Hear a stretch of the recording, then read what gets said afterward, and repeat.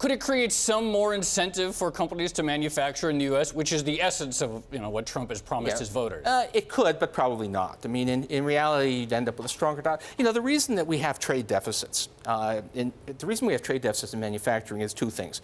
One is we're very good at selling services, so those service exports, balance of payments always balances. Everything always adds up one way or another. If you're going to be successful at selling services, then you're going to be less successful at selling manufactured goods.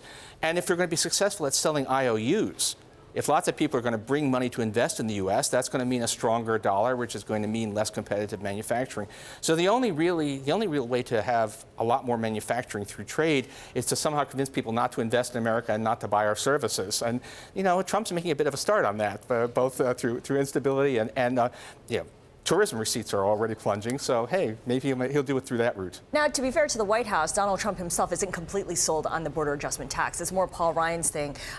Is there a simpler way to perhaps entice companies to source more materials and workers at home that doesn't take us down the road of the dollar?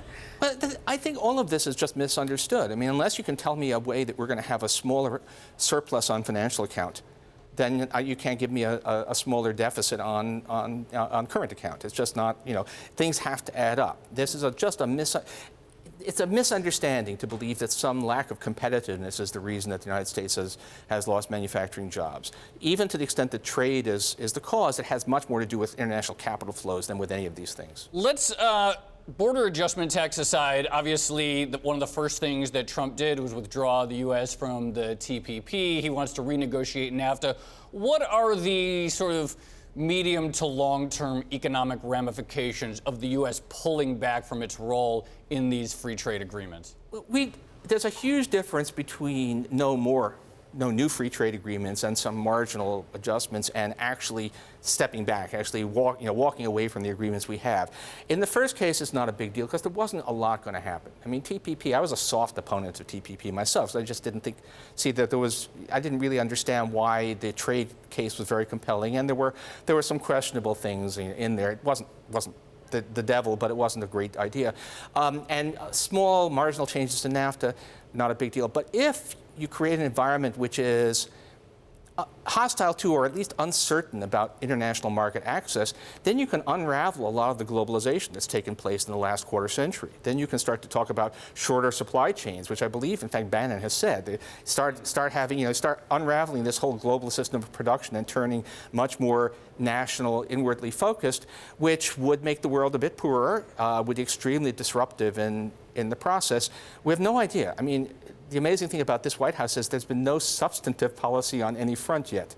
So I don't know whether they're serious about this, what it means. Lots of proposals out there. When it comes to trade, the White House seems to be turning its focus first on enforcement rather than negotiating deals or renegotiating trade deals. Let's listen to what Wilbur Ross told our Kevin Cirilli. Much tougher enforcement. There's not a lot of point making trade deals if you don't enforce them. On China as well? Everybody. Specifically with China, what are you looking to do? Well, you'll see when we announce the enforcement cases. When can we anticipate that? As soon as we have a proper case prepared. Okay, so no details there. Right, he said we're going to get tough, but wouldn't even say what we're going to get tough about. I mean, look, there are some violations of trade deals, but again, this is a whole misconception. The idea, the Chinese do cheat on some things. The Chinese do subsidize when they shouldn't. They're on intellectual property, they're really bad.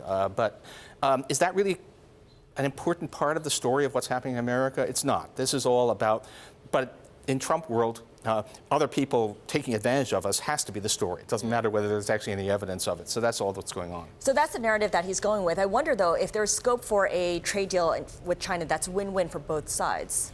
Well, if they can give, I don't know who the two sides are. If they can US give and some, China. well, U.S. as a whole, probably not. But maybe they can give Trump something that he can say is a victory.